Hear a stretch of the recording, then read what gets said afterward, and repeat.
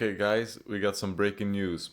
As I told you yesterday, there was some FUD about pDAI and we got confirmation that, well, as I told you, bad news, maybe not bad news. Well, it wasn't so bad news. It appears that they were wrong. They were wrong about being wrong. So read this message from your friend Somi. I just woke up, so I haven't done my research really, but your friend Somi has done it, so let's check it out. Emergency developing pDAI updates. There has been a report from Decentralized Me, the guy that I told you about in my video, that there was a mix-up about the mix-up. This implies that Richard Hart wallet vote was actually true, and the original reports were correct. However, I'm not getting my nipples pegged nor my astronaut suit out until we get a confirmation, your friend Sami says. This is developing in the pDAI Telegram. I will keep you updated. Let's see.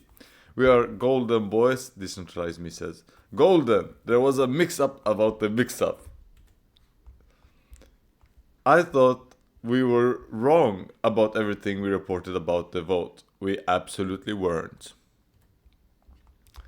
Somebody told them, sir, please send us a pic of your butt cheeks with the word Sami on it just to confirm you have not been drugged by Eric Wall and trolling us right now as he tries to pull heartstrings. Guys, this is too funny. Like, this is bullish news. Look at this, how the market reacted. It flies up over 30%. Let's see. And that's like the hours that I'm sleeping. Like, I didn't see this, but thank God I didn't sell the button. Like I told you guys, if you want to buy now. Buy the FUD. Why buy later? Like everybody will be buying when this is about to hit $1. Why not buy it now that it's under 3 cents? You get over 33 X's up to $1.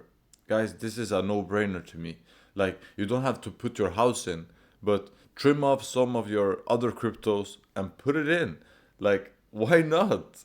Come on guys, have a nice day and see you soon. Bye bye.